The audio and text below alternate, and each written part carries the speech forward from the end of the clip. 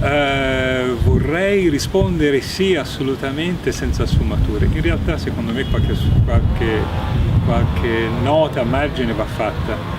Io credo che esista a livello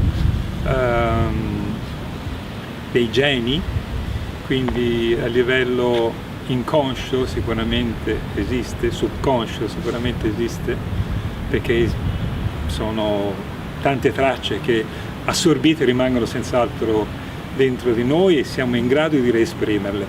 Non so se poi effettivamente nel linguaggio architettonico, nel nostro linguaggio, siamo in grado di far sentire queste tracce, questo touch, Tuscan touch. Una volta c'era il French touch in music. Io credo che sia una questione di poca profondità.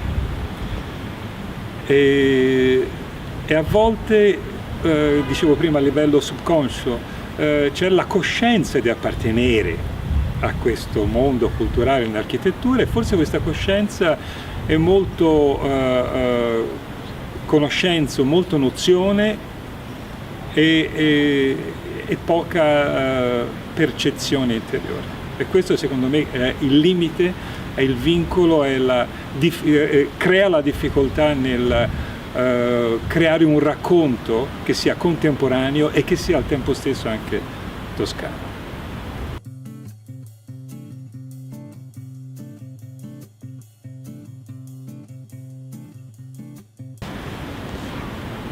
Mi riallaccio al tema del Tuscaniness, perché io credo che uno degli elementi fondanti dell'approccio nostro, che dovrebbe essere il nostro toscano nell'architettura, sia quello della sensibilità e della leggerezza al tempo stesso e profondità da un altro canto nell'approccio alla natura.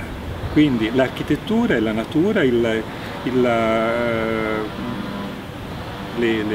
parole e la interpretazione dei luoghi dell'abitare che si inseriscono in maniera naturale, elegante, senza tempo, in un ambiente naturale. Questa è la Toscana, e questa è la Toscana che è famosa nel mondo e che noi amiamo.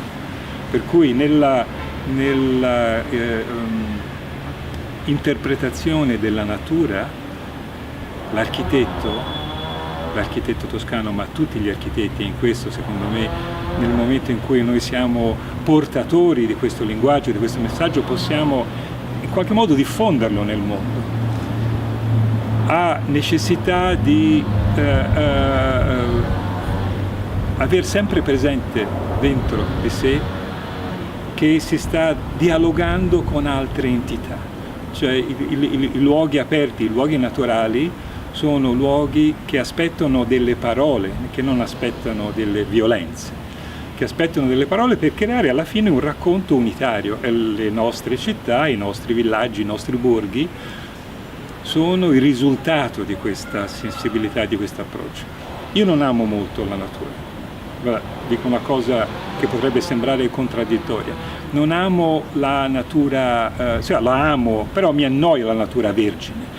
Amo l'Italia, amo l'Europa, perché la natura è sempre il risultato di una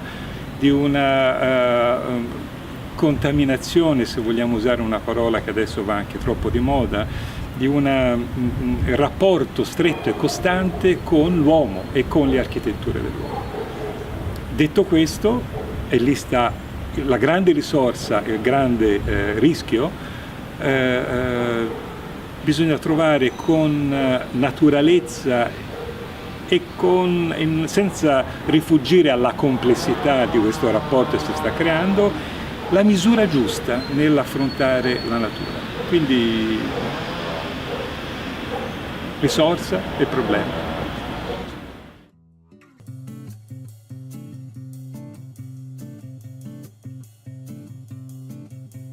Si parla tantissimo di bellezza oggi.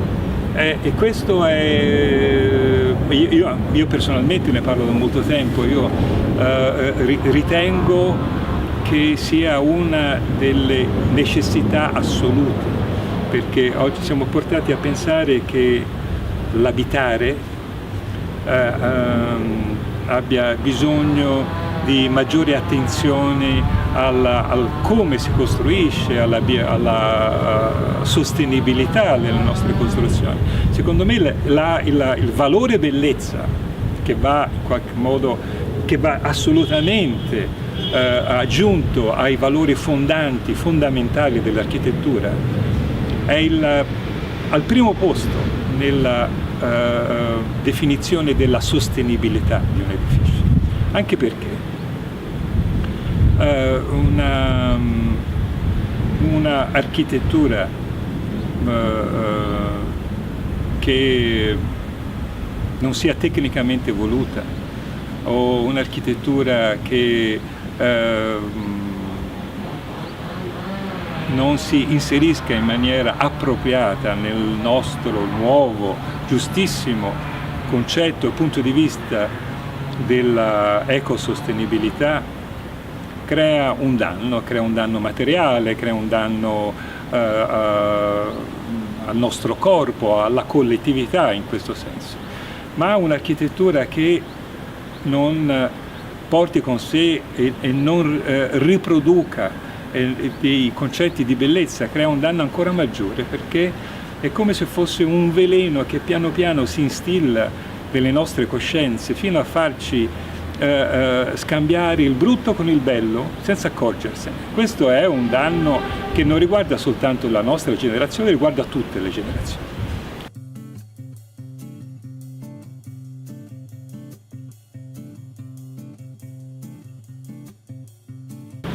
Io sono un autodidatta, cioè ho fatto l'università, però ho imparato ad imparare non attraverso lo studio, ma e quindi lo studio attraverso le nozioni, attraverso la conoscenza, attraverso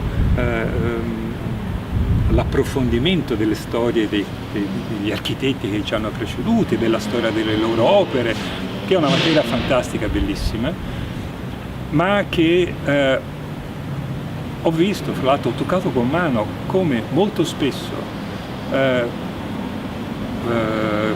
non produce, non è in grado, questa conoscenza approfondita della storia dell'architettura non produce quello che ci aspetteremmo, cioè la capacità di veramente comprendere in profondità quello che abbiamo studiato e di renderci leggermente, in maniera leggera, in maniera naturale, capaci di partire da questa conoscenza per creare nuove forme. Quindi io sono, ho imparato a imparare guardando, toccando, vedendo, annusando. È ovvio che quindi il mio approccio con il progetto è un approccio assolutamente istintivo. Quindi io uso raccontare, ma non è un aneddoto costruito, che per me è il modo giusto per progettare è vedere, sentire, spengere la luce e far scorrere dentro la tua testa un film che parte da quello che hai visto, sentito, toccato e va a finire con una storia diversa, modificata, compiuta, che scorre dentro la mia testa. Io veramente faccio così, me la immagino e in un'immaginazione così libera da condizionamenti, e prendono corpo anche non soltanto le forme, prendono corpo anche, come lo si vede in immagini in movimento e non lo si vede magari nelle immagini fotografiche fisse o nei disegni, prendono spazio, prendono corpo anche tutti gli elementi che devono comporre un progetto. Cioè un progetto, come l'ho immaginato, funziona, risponde a quelle che sono le esigenze, si mette in una relazione giusta con le preesistenze o con il luogo. Io questo in un film in movimento che io mi faccio riesco, credo, a vederlo.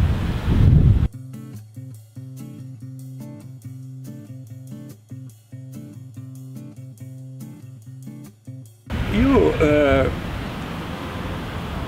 credo che quando ho iniziato io la risposta a questa domanda sarebbe stata abbastanza negativa, perché io un po' per cogliere quelle che erano le opportunità che c'erano e un po' perché era un'attività che credo fosse molto interessante e alla fine molto importante anche per tutto quello che ho fatto dopo, mi sono occupato di interni. Ed è ovvio che per un giovane architetto è il primo punto d'arrivo occuparsi di interni, perché è una scala di intervento che è immediatamente disponibile e gestibile anche agli inizi. In Italia oggi credo che ci siano molte più opportunità, c'è la consapevolezza che si può, uno dei temi degli ultimi anni, che è un tema che mi è caro da sempre, è quello del costruire sul costruito. Per noi per tanti anni abbiamo pensato soltanto di demolire senza avere gli strumenti spesso per ricostruire un qualcosa che avesse una sua validità.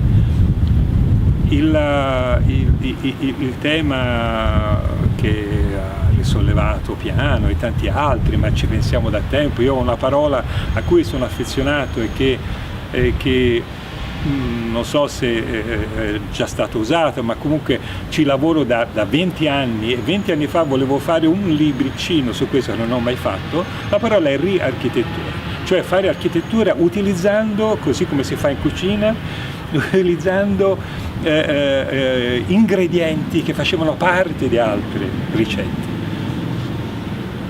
Se con tutte le possibilità che abbiamo di lavorare sul costruito si riesce a farla diventare un nostro plus come architetti italiani, io credo che il mondo è nostro, il mondo è assolutamente nostro, e questo è quello che quando mi capita racconto a giro. Io ho uno studio a Cracovia, ho lavorato all'estero, e quando mi chiedono chi sono gli architetti italiani io dico sono e dovrebbero essere principalmente questo, non solo. Poi se mi chiedono di fare una torre dove non c'è niente la faccio volentieri, ovviamente.